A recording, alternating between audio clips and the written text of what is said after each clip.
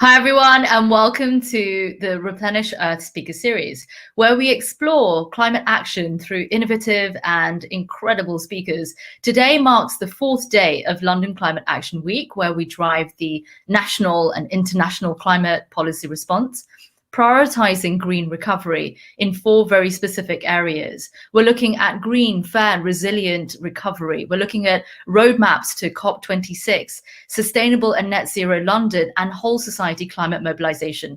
I'm Tia Kansara, and we are going to be exploring the question, how do we amplify nature, produce more from less without using chemicals? Join us as we explore this with Harmonics, a business with a twist.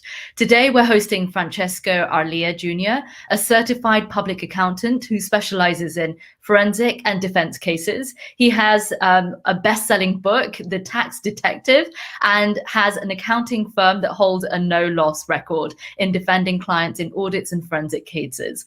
So this is a really fascinating shift into the work that he does with Mr. Balmelli, who he met in Italy. I won't tell you any more about that. I'm going to invite Frank on stage, and welcome to Replenish Earth Live, Frank.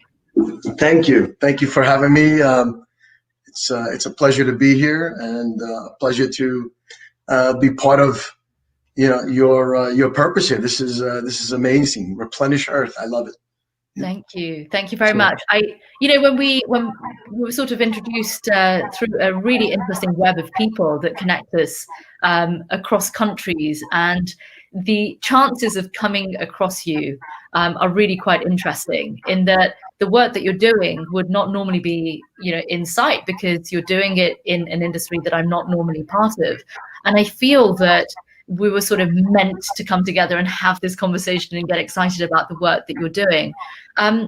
Frank, when we talk about food and we talk about food technology and we talk about the agricultural industry, we don't often relate it to specifically health or preventative health. And I think your story is one of the most endearing stories, that, you were on a mission to help your mom. Can you tell us a little about that? Sure. So, by the way, thank you for the wonderful introduction. I am a forensic accountant. I do have an extensive background in defense cases and research and investigations. And back in 2013, my mom unfortunately had come down with a terminal illness, and she was given only a few months to live. And I couldn't have that. It was like I couldn't face the fact that I could be losing my mom, and she was so young. So I started scouring the internet, researching, reaching out to friends of mine. And then one of my Italian friends that I met in Florida told me that there was a medical center called Biomedic Center in Como, Italy. And he said, look, if there's anyone that can figure out how to save her life, it'll be them. And if they can't do it, I don't know what to tell you. So after all the research that I had done, I reached out to them. They asked me to send her medical records. I translated them from English into Italian because I speak fluent Italian. I could read and write in Italian. And so, and even though I'm first generation American, but I did all of this. I sent it over to Italy, and they basically told me that, look, she was in bad shape, but if I got her there fast, they could save her. So the adventure started. I convinced my mom. We made it to Italy. We get there, and within 1 hour, they were able to pinpoint exactly where this bacteria that was deteriorating her body was coming from, and pinpoint it, and then, you know, start a 33-day therapy where they told me that they were definitely going to save her life. And so, you know, what she had was, she had consistent congestive heart failure. And anyone who has consistent congestive heart failure only has 3 to 4 months to live. She had already had 3 attacks 3 months in a row. So long story short, they saved her life. While I was there during, you know, tax season, it was February into March 2014, I was monitoring what they were doing and how they were doing it. And it's like a medical center you've never seen before. It's completely different than anything here in the United States. And so I was inquiring what, you know, to learn more about this technology, and they were asking me questions about, you know, what I do. And it seemed like I was being interviewed at some point, you know? And so, because every day it became more and more business questions and accounting questions, and it was just very interesting. Sure enough, Mr. Balmelli eventually said, look, I have this technology. I have many technologies, but I can't get them out to the world because I'm too busy saving people's lives. I need someone to help me. Would you help me? And I said, look, you saved my mother's life. I will do anything for you, anything. I mean, that was my answer. You got me. I'll do it. You had me at hello, you know? So, and that started this conversation that then led into some of these technologies. And as he had a water technology and a diet technology, and they're all related to health, and I thought they were all fantastic. But then he said to me, he said, I have one technology, it's not ready yet. It's going to take a lot more money before it's finished. But it's the key to everything, because it would turn around the whole world. So I said, all right, what is that? So he says, it's an agricultural technology.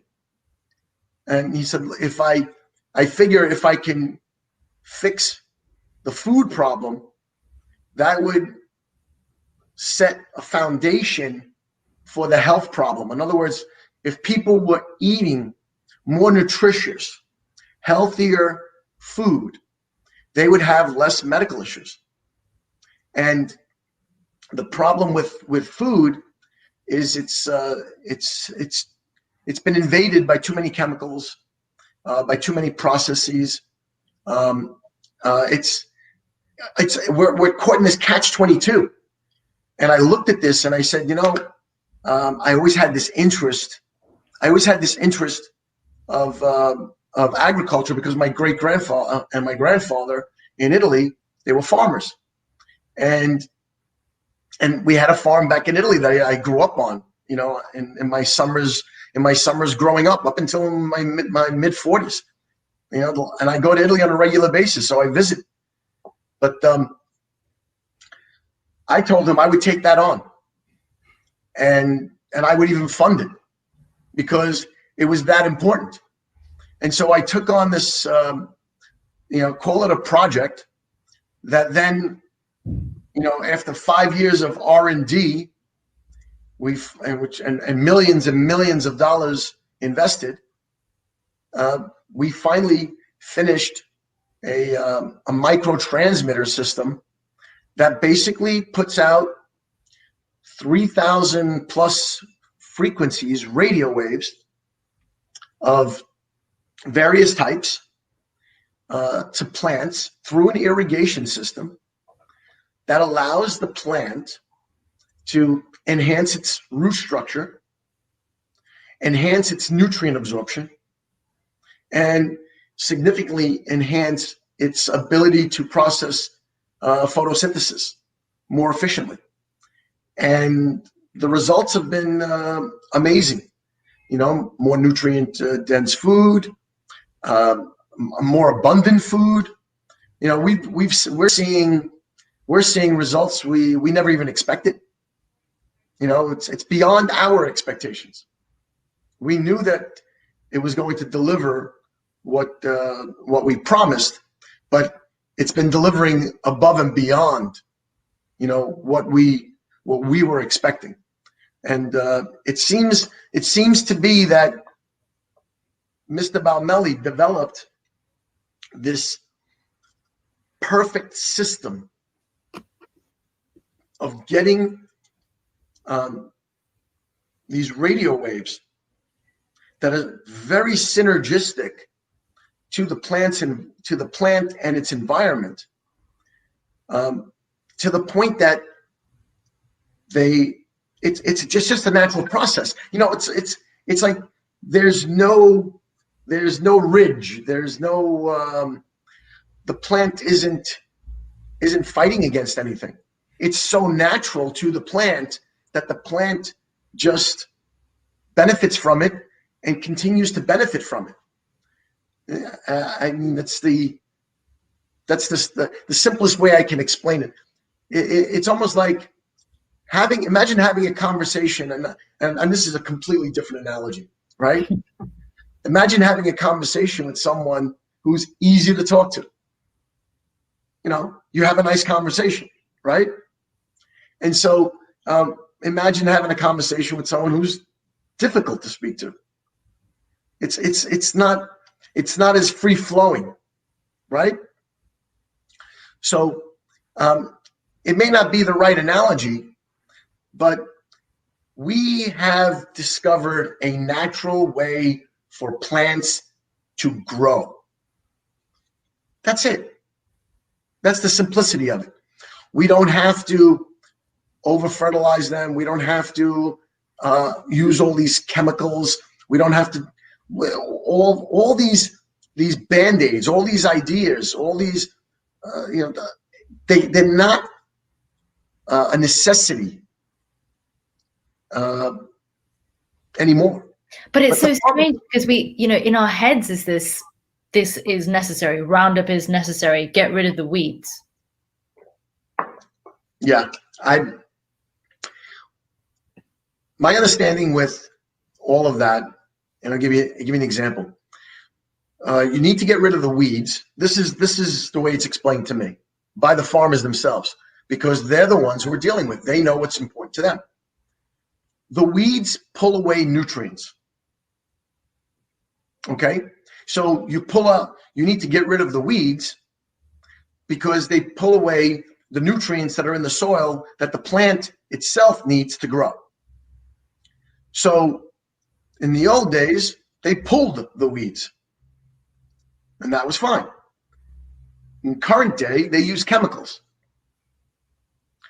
What we've discovered is that there's actually enough nutrients for both species. So instead of taking one away or saying like selfishly that I want to keep these nutrients only for that which I want to grow, right? You know, what we're saying is that there's an abundance for both. There's absolutely an abundance for both. But the farmers, you know, with 30, 40, 50 years of doing what they've been doing, because they don't know any better. This is what they've been taught. This is what's passed down generation to generation. You can't really blame them. They're trying to survive. You know? I mean, I have not met a farmer in 6 years that is not a wonderful person, an amazing person who is doing his job and feeding the world. You know, there is the famous write-up by, it'll come to me. You know, God made a farmer. You know, and it's a beautiful thing because these men and women are amazingly doing one of the toughest jobs in the world, if not the toughest job in the world, and they don't make this great amount of money. Number one, and number two, it's rough on them too. You know, them dealing with these chemicals, it's not healthy for them and their families. And they know it. It's sort of like, coming back to what you were saying about, this technology that has been discovered. In the name, I think, of harmonics, I think there is, some level of description. What do you mean by harmonics? Well, it was what basically happened, how we came up with Harvest Harmonics was I originally had the original company was called Organic Earth Tech. Mm. And that was a name that I came up with, but nobody would really talk to us. I mean, farmers were like, "Hey, we're not organic. Goodbye," And so it was, and then we knew that 95% of the world was not organic. So we did some research, and this company that we hired was very expensive. They did the extensive research, and they came up with the name Harvest Harmonics because the harmonics part of it, relates directly with the fact that we're using radio waves, and they're low-level radio waves that are not harmful in any way, shape, or form, neither to the environment nor to the plants.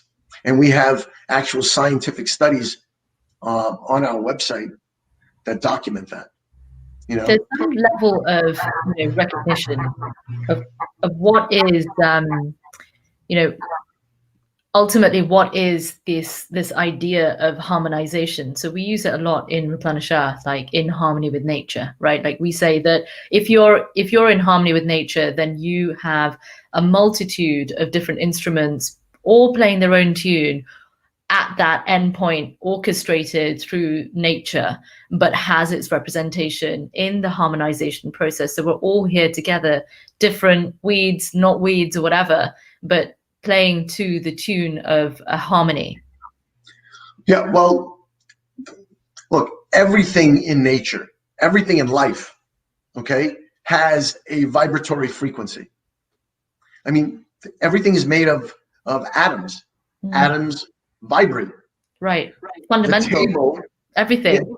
Yeah, the table that my computer is sitting on is made of atoms. Those atoms, even though this table is solid brass and marble, it still has a vibratory frequency that without special equipment, you couldn't measure it.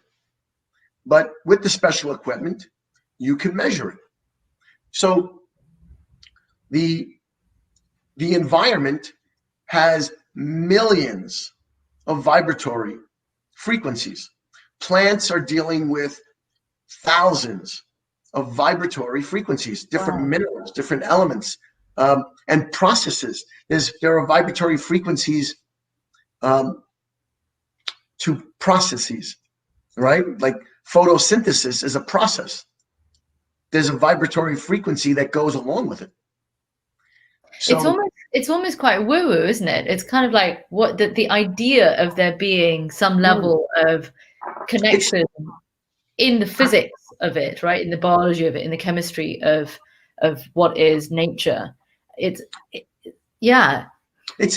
actually not woo-woo. It sounds it, but it's really not, because you have this toy. It's called a cell phone. Right. You can do a video call on it. Most people don't even know how it's possible, but they know it's possible because they've done it. But they don't realize that every time they click, there's a radio wave, okay, a frequency that's being transmitted from that to a cell tower, then to a satellite, and then transferred somewhere locally or internationally, and then translated back onto somebody else's phone. And that's how a conversation happens. But you don't see it. You don't see the waves going. Right. Wireless technology isn't visible, but it's there. Yeah, and everyone knows it's there because they know the cell phone works. So, we've done double-blind tests where we turn around and we say, look, we're going to send you our technology, and we want you to send us water samples from different fields. Okay? And then the ones that you install our technology on, we're going to report back to you that the technology is working because we know that it's in the water sample. And so you're doing the tests in the laboratory. You're getting the samples of water, taking it to the laboratory and doing those tests. With every installation that we do, no matter where the farm is in the world, anywhere in the world that we do an installation, what has to happen is once the installation is done, they run the irrigation system. They send a sample of that water, a little vial. It's about 10 drops of water. And they overnight that to our laboratory in Italy. Then we test the water and we verify that the installation was done perfectly. Because if they didn't install it correctly, then the frequencies won't be in the water. But we also tell the farmer that they should do a double-blind test with us. They should send us samples of water that don't have the frequencies in it and find out from us. Tell us, this is Kiminasi 1, Kiminasi 2, Kiminasi 3. Only one of them has the frequencies, and then we'll tell them which one it is.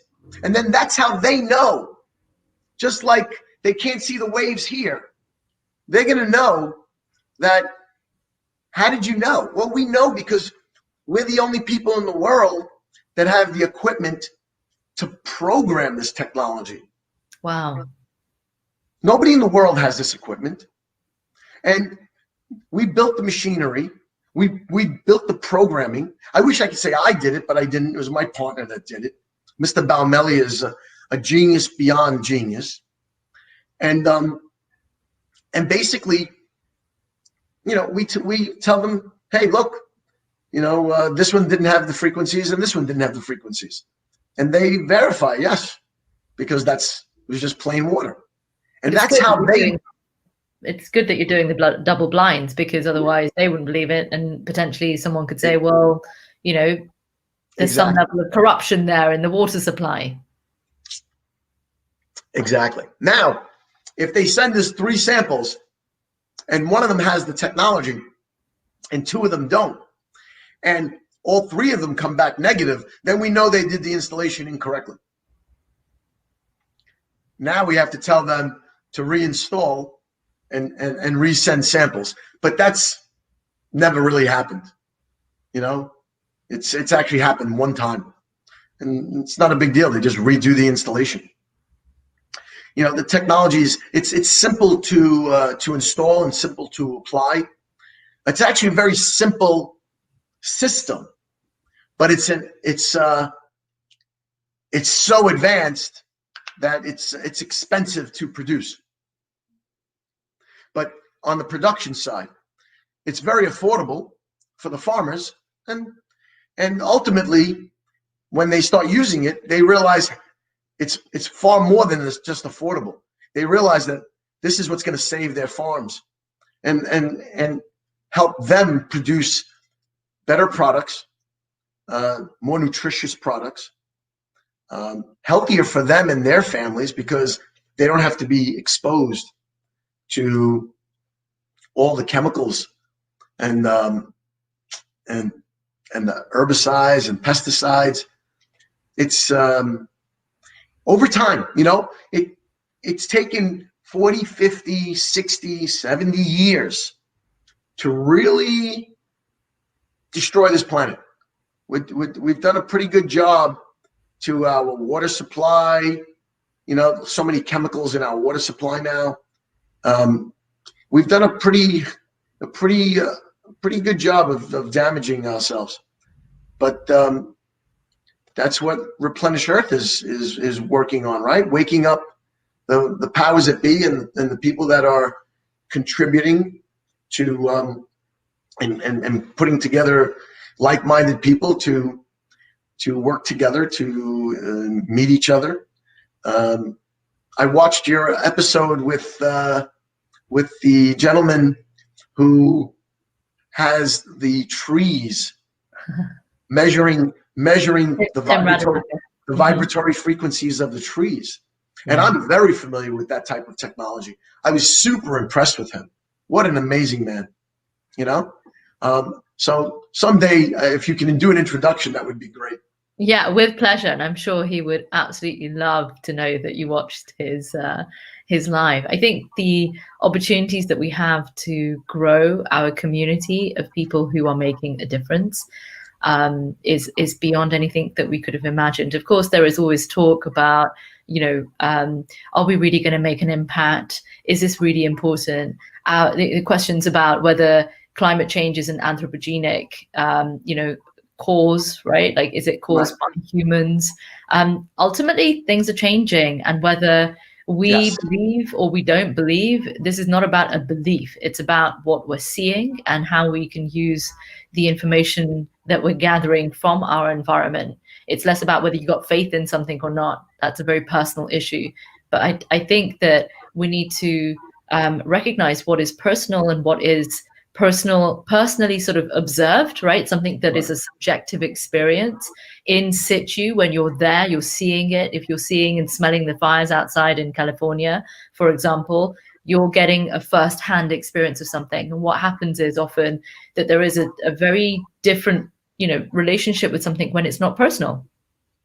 How can you believe something that's not happening to you? Yeah, and speaking of personal, right? Think about it from the viewpoint of the farmer, right? We have our viewpoint that we want to help, we want to change, we want to, improve because we have to, right? The farmer, in his viewpoint, he would love to also, but it's not real to him. It's not real to him because economically, it hasn't been that way for 50, 60 years. This is the way it's done. As soon as they start using our technology, they start realizing, wait a minute, we don't have to do it that way anymore. It's almost like a brain teaser. And they, some of the farmers I've dealt with it, they go through months of disbelief. But then they see their trees, or they see their tomatoes, or they see their peppers and their eggplants just growing, and they don't have an explanation other than the technology must be working, And so we tell them, test it, do soil testing, do tissue sampling, do product nutrient density tests. Do it. Spend a couple of dollars and do all the science you want.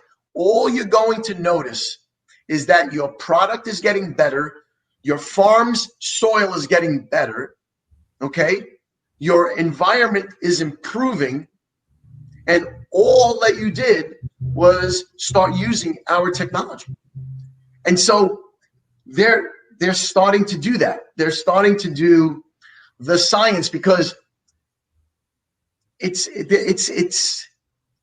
too much of I've been doing it this way for 50 years, and now, you're think about the normal, right? Like something becomes so normal to you that any alternative is abnormal to you or discomfortable, like this discomfort that you experience in having the opportunity to do something differently, and or holding different perspectives of what could happen, right? Like people believe in something specific, and that's informed by curiosity. It could be informed by faith. It could be informed by stories of the past, or what they've inherited. It could be that my father, my mother, my grandparents, their generations before them have continued a story or a narrative or a belief, and that has become the norm. So today we have a reduced number of people that have tasted organic by birth, right? We've got a reduced number of people who 80 years ago didn't have chemicals in their products that they would have to worry about. Like they were born into organic by default. Exactly. It's only recently that we've become even more aware of the works of people like Rachel Carson's, The Silent Spring, exploring what kind of chemicals are in the environment. I mean, Roundup is being used as a poison for weeds, but then it's also used as poisons for humans who are committing suicide because they can't handle the reduction, in the actual harvest of the food that they would expect, especially if you've got climatic conditions that are reducing their yield, or you've got increased amounts of one-time only harvest seeds. Right. Yeah, look, here's the one thing that we can rest assured on. This company, okay, is moving forward super fast. And it's our goal to have the entire planet back to an organic state in 10 years. Like, that's how fast we're moving. We are already expanding very quickly in India. South America, we're in 9 countries, so I think 11 at this point. Okay. The United States is starting to open up very rapidly. And it's just a matter of time because people start realizing that there's alternatives. And it's like anything else. You have the innovators. The innovators want something new that's going to help, right? That's what an innovator does. If it's going to help me and it's new, I want to try it, And if it wasn't for the innovators, we'd all be in trouble, because no product would get off the ground. It has to start with the innovators. And so, who are the innovator farmers? It's a lot of the organic guys are the innovators, And so like you said, it's something that's personal to them. It's got to become interesting and a desire of theirs, and it has to support their survival.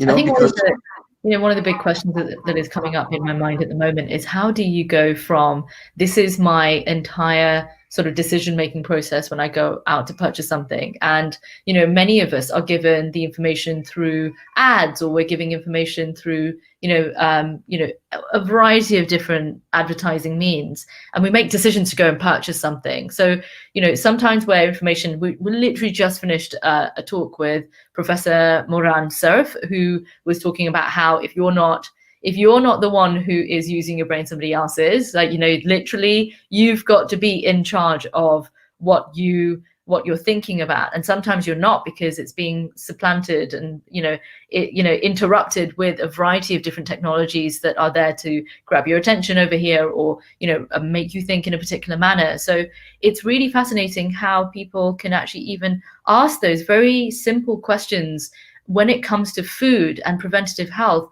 What can people be thinking about, even if they're not particularly a farmer, purchasing the technology and or understanding that there are alternative ways of creating organic food without chemicals? Like, where can a person like myself be thinking about food in a way that's different to whatever normal is?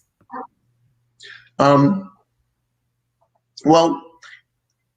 we discussed this in great detail 6 months ago, and we realized that nothing really changes rapidly until the public demands it.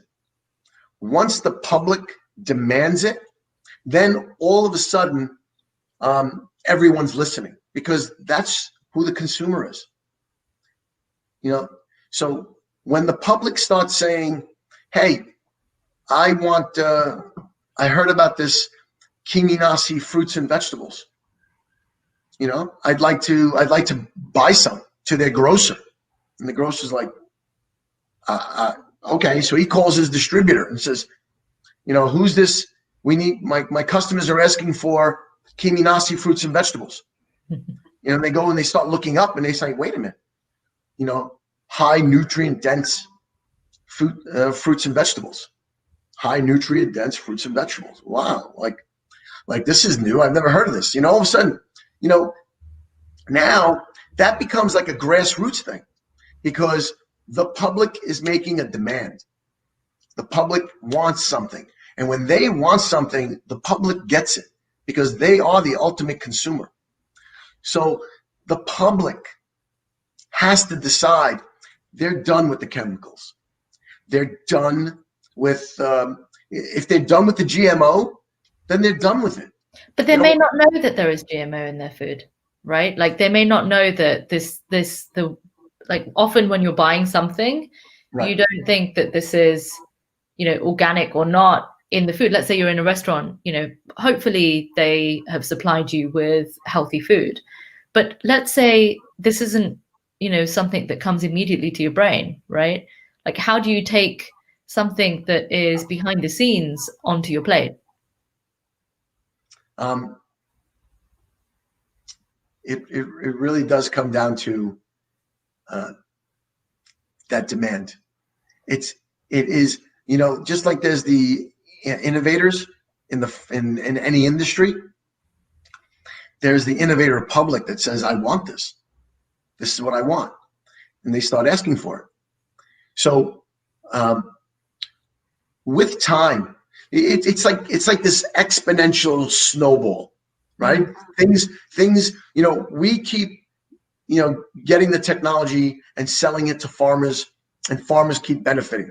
And then farmers keep reporting the increased nutrient density. And I'll tell you why, because they're actually charging more money now. We have farmers in South America that raise their prices because we told them you need to test your fruits and vegetables and see that they have more nutrient density. And when they realized it, because they tasted them, they see they were sweeter. Then they tested them and found out that they were more nutrient dense. So what did they do? They sold them for 54 cents a pound more. Ooh. Yeah, but the public was willing to pay for something that was a better quality. So eventually, when you get more and more and more and more farmers doing this, what's going to happen is the price will level out. Okay, the price will level out, and it'll be fair pricing and good food for everyone. I mean, that's what we're going for. We're not stopping until we achieve that. And we're like a train moving at 300 miles per hour. We've only launched 13 months ago. In 13 months, again, we're in India. We're just starting up in Australia.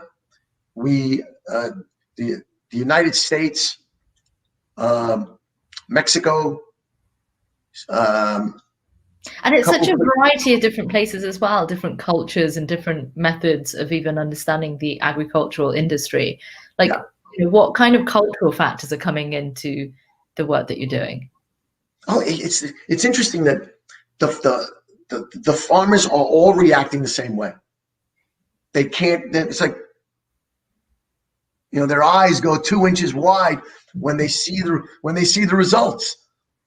Because initially it's woo woo. They're not very believing. They just can't. They cannot conceptually understand that a radio wave can create this effect. But it's not just an ordinary radio wave. It's over 3,000 radio waves, okay, that are specific to every part of the plant's most important elements. Most important. I feel like I want to be in that machine and just get zapped by, 3,000 radio waves and just come out like, gleaming. You are in London, my dear, and you can jump on a plane and be in Como, Italy in a matter of, I think, 2.5 hours? I just have to say, you're speaking to the wrong person. I've been to Lago di Como many a time, and I would totally jump on a plane if COVID was, something. Oh yes, of course. Not an issue, and I wasn't in lockdown. But yeah, it's one of my favorite places in the world. Lago di Como is. Mm. Well, I'm coming though. no, absolutely, because it was all of this was born out of a medical technology. You can even call it a medical technology for plants. Right. But It's it almost was like it's all, like, food medicine. yeah, and it's basically you would call it that, but the science behind it as a conceptual idea, right? But the science behind it really deals with the metabolism of the plant. Okay, so it's dealing with having these 3,000 plus radio waves that are they're basically provided through the irrigation system to the plant. If the plant doesn't need it, if they don't need, if they only need 50, 75, 350 of those radio waves to benefit it that day, then that's what's going to be utilized. That's the genius of this technology. It actually works across all plants. It works across all plants, all plant types. The frequencies go out. The plant, from day to day, its environment changes. Its mineral content changes. Its needs change, and so it absorbs from the water the frequencies that it needs that day. And so its efficiency becomes better and better and better and better and better and better. And if you've been to my website and if you've seen any of my pictures, they're jaw dropping, because it's Kiminasi control. And the difference is like, it's like two different worlds. Meanwhile, every one of those fields are side by side. Same location, same farm. They're like scientific trials, but most of them were all purchased, because we told the farmer, you just need to buy enough to do a comparison, because if you don't compare, you're never going to believe it. It's too unbelievable. The results are just too fascinating. Does there come a point where, the plant sort of like completely equals out with the nutrients that they're getting, and, they sort of like, it's like you're not getting like a crazy growth of something, but, they sort of, I don't know, get to What again? We've been out and delivering for over a year now, and we've seen 100% increase in production.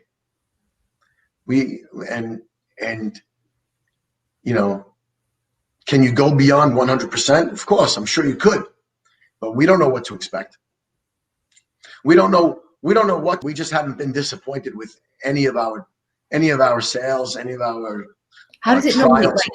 how long does it normally take to transform, let's say a brownfield site? A what site?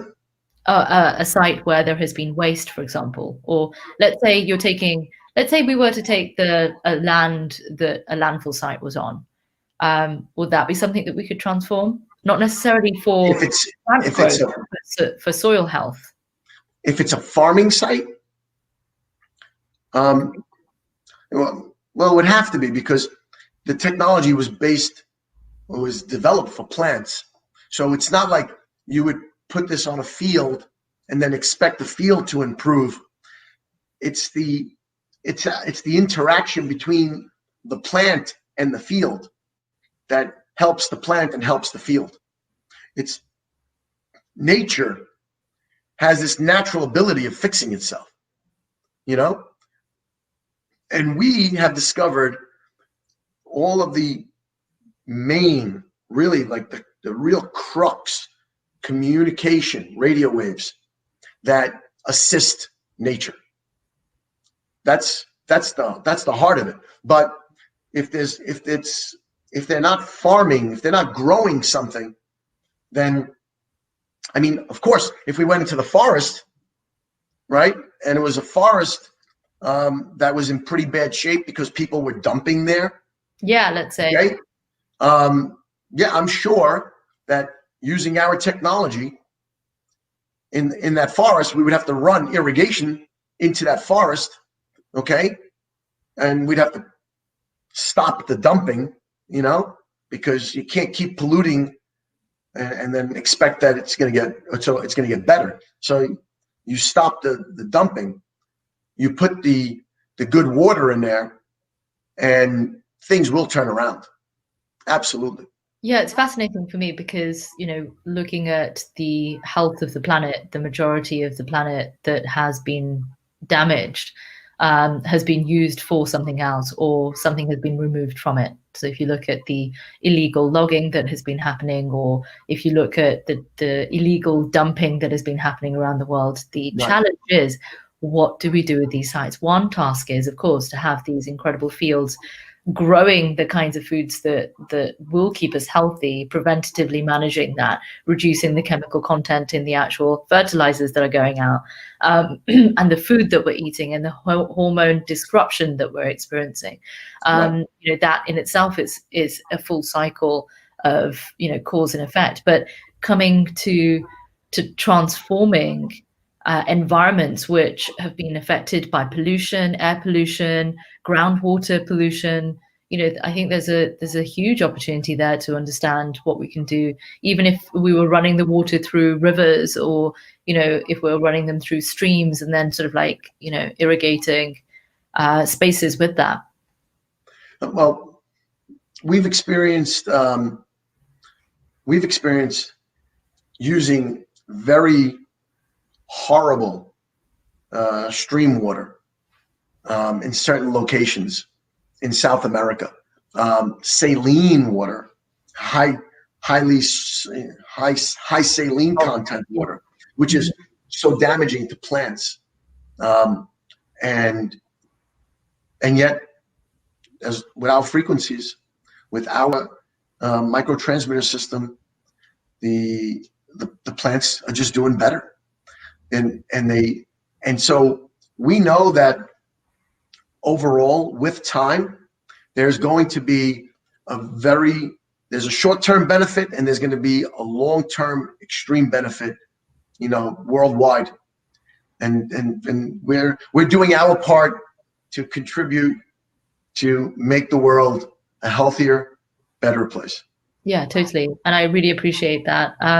We've got a really interesting question. That is, if weeds are endemic, should we leave them alone? That's from Hasib Sheikh, who shared that. Thanks, Hasib.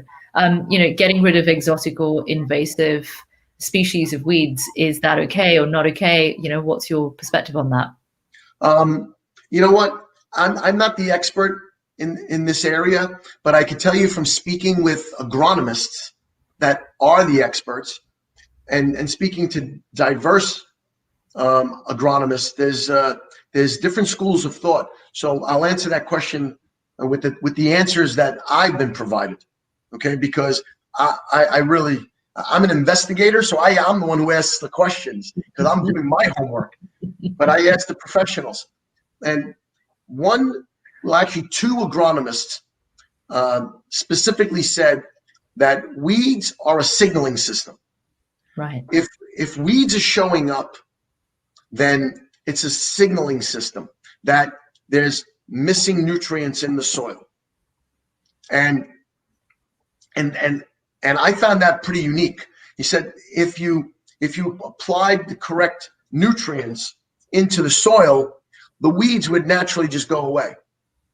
And you speak to a farmer about this, and he'll look at you like you're speaking a very foreign language. Some farmers who are into organic farming have agreed, and it makes sense to them. For myself, logically it makes sense, but I can't say 100%. I would refer again to the professionals. Other agronomists that I've spoken to have said, look, weeds are a necessity, because what they actually do is they pull nutrients they pull nutrients up, right? Because the nutrients are deeper into the ground because the topsoil has been pretty much depleted, right? This is the mindset of what's going on out there, because they see, these soils, they look completely drained, they look completely depleted. And what these other agronomists that I interviewed said was the weeds are needed to pull up the nutrients, and then the plant now has access to those nutrients, which you wouldn't otherwise. Which you wouldn't have.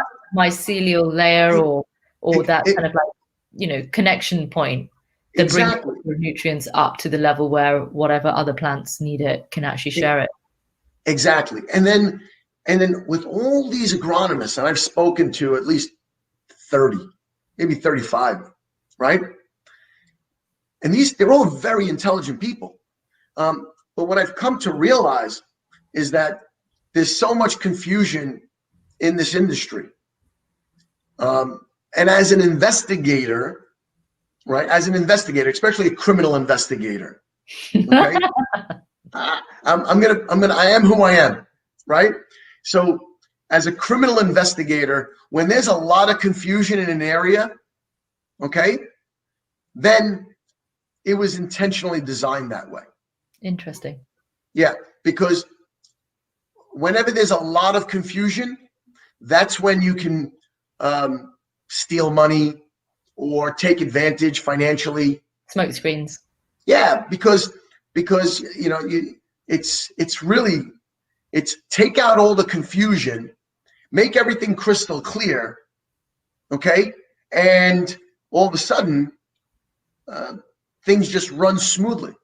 So what I started doing is I actually started just investigating, the industry as an investigator, and I realized that the industry is designed with a high disadvantage to the farmers. The inventors who come up with great inventions get very little money because they have to sell their inventions or their patents to distributor organizations, because without those distributor organizations, they can't get their product out there. The farmer then pays top dollar for whatever technologies, whether it's chemicals or whatever it is, okay? And they pay top dollar, and they don't always get the best products. And the confusion in my professional investigation, okay, has been maintained by the whole distributor system, internal, in the middle. So the guy in the middle is the one who's making all the money. And as long as confusing everybody in the process. And what? And confusing everybody in the process. Definitely creating a lot of confusion, and I looked at all of this and I said, okay, well, we're not going to get involved in that game. We're not going to do it that way. So what we did was we created our own distribution system, and we evened out the playing field across the board. The farmers get a tremendous benefit. They pay for something that's going to, and the exchange of what they're paying for the product that they're getting is going to generate so much money for them that they can finally breathe. And over time, they'll realize they don't need to use as many chemicals, herbicides, pesticides, fertilizers, all this other stuff, so they can breathe actually healthier air, And so that's the main benefit, to the farmer. Financially, he will be rewarded, which is something he hasn't seen in many, many years. The inventor, Mr. Balmelli, and his team, okay, are being rewarded, because without them, we wouldn't have what we have. And they are the only people in the world that can produce this technology. They're the only people in the world that have the equipment to do it. the equipment doesn't exist anywhere else in the world. Wow. So to test out the water and to test out the machinery, or to create the machinery itself? The actual machinery itself doesn't exist anywhere in the world. It was equipment that he had to modify and program. It's just to give you an example, right? And see, I'll give you an analogy. Imagine taking a Dell computer, right? Are you familiar with Dell? Yeah. Okay, good. More of a MacBook person, but yeah, Dell. No problem. So fine. Imagine taking a Mac, a Mac computer, and saying, okay, this thing runs pretty good, but it doesn't do what I need it to do. Okay, so you have to change out some of the equipment so that it does certain types of calculations a little differently, right?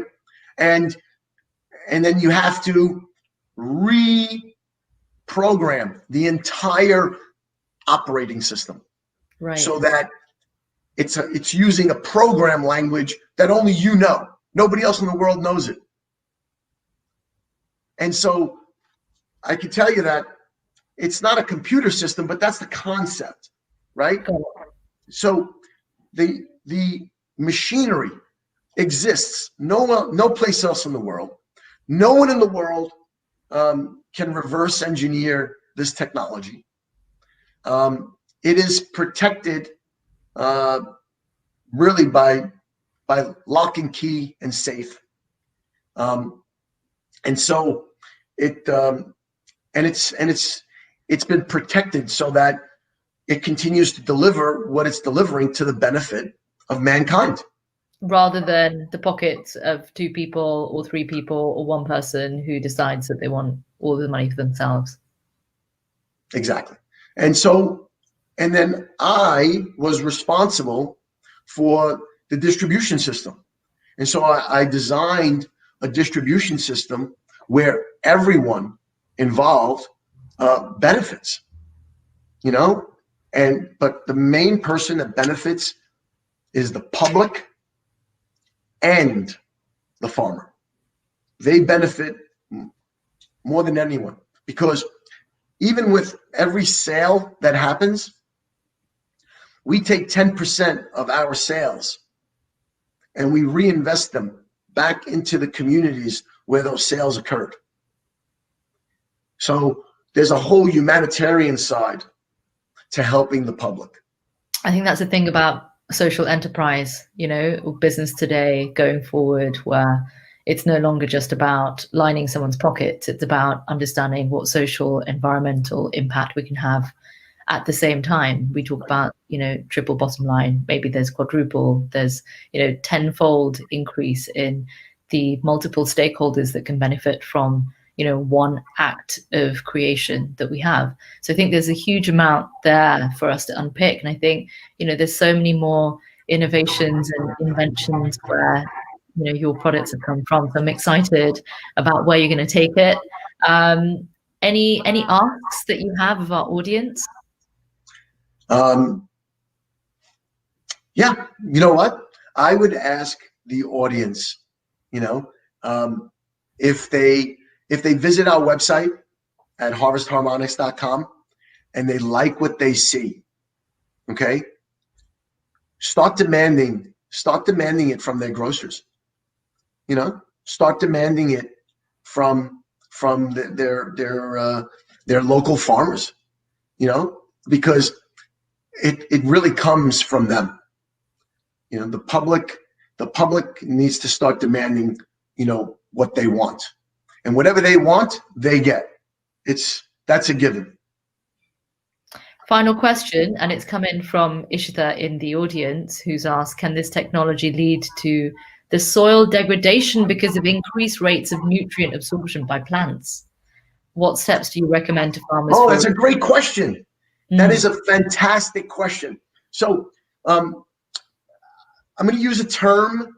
I hate to use science terms. I'm not a very science person. I'm a financial mind. And I'm a very caring person. But when it comes to the science, I understand it. So I try and keep this simple. There's a term called CEC. It means cation exchange capacity. It is a measurement of a combined a combination of several minerals and nutrients in the soil. Okay, and so whenever you do a soil test, they look for CEC. They look for the CEC formula, right? And what we have consistently seen is that if you take side by sides with Kiminasi and control, and you do a CEC at the beginning, a CEC analysis at the beginning, and then go through the farming operation, and at the end of the season, they do another CEC analysis at the end, the soil on the Kiminasi side, the CEC is always higher. Always. So in other words, we are taking less nutrients out of the soil and we're getting more production out of the soil. And so that's the reason why we know environmentally, you know, it's just a matter of time. We are going to turn around this environment. Tia, you know, I am super, super confident. Okay. I'm one of these people that I don't say things that, you know, I take what I say, you know, very, very important, because my word is so important to me. I tell you things. If I say something, it is a truth. I have no issues with what we are doing with the soil, because we are consistently improving the quality of the soil consistently. And so that's one of the things that we tell the farmers: do the soil test before and do the soil test after, and tell us what you've noticed. And then that's when they start realizing that the quality of their soil went up. They got more production. They got better quality fruits and vegetables, and they can't explain it, because when they compare it to the other side of the field where they didn't use our technology, the soil conditions went down, and they have to keep adding more fertilizer. Which is the reason why you keep on getting these sort of increases and increasing amounts of desertification, because you're increasingly, you know, raping the soil of the nutrients that it has. And I think that that is our deepest challenge. How do we create, you know, methods that are appropriate for the environment, that do not increase more depletive actions, but increase the potential for access, reliability, affordability? I mean, if I think about the 2 billion people below the poverty line, I want to think about them eating Kiminasi food. Like, that's the level at which I want to have people eating amazing, healthy, nutritious food. And, you know, I think that Kiminasi is one of the examples of the kinds of technologies that are out there to encourage people to think beyond chemicals, beyond, you know, nutrient depletion, and actually nutrient amplification. So, you know, I think there's a beautiful balance there for our audience to go and explore your website. I'm just sharing the website on the actual screen right now. And, you know, thank you, Frank, for the opportunity to investigate this industry in a way that we haven't yet. And I think that this is an opportunity for us to explore what health preventatively means, like the example of your mum. Yeah. And finding out, you know, that there are opportunities for us to go and explore food that is healthier than what we're getting right now. Yeah. Well, thank you for the opportunity to be on the show and to be part of Replenish Earth. I mean, I'm excited with what you're doing, and I want to say that I was blessed to get involved in this because of my mom, and I was blessed to have her for another 7 years. She did recently pass, and it was her decision at this point to say it was time to go, you know, and I just want to tell you that in honor of my mom, I'm going to continue to do what I set out to do, because it was a passion of hers also when she saw what we had discovered together. And so thank you very much. Thank you for the opportunity to be here. And thank you for allowing me to share part of my life with your public. Brilliant. Thank you, Frank. Thank you very much. And now I just wanted to say thank you, all of you, for attending the Replenish Earth series. We've got incredible amounts of small actions that you can take to become a replenisher too. Participate in today's Replenish challenge, which is called Rise to Replenish. You can find out about them in our Instagram. You can follow the theme. Today's theme is Second Life, and we've introduced this activity with a chance to learn about making homemade paper. Why not? Today, I pledge to innovate and give a second life to my waste by reusing it, repurposing it, and recycling it. So it really gives us an opportunity to learn how we can take the resources that we have at home and repurpose them. That's the whole point of Second Life. Thank you all very much for your time. Looking forward to seeing you at the next live, and take a moment to recognize what kind of nutrients are in your food and what you would like to explore further from Harvest Harmonics.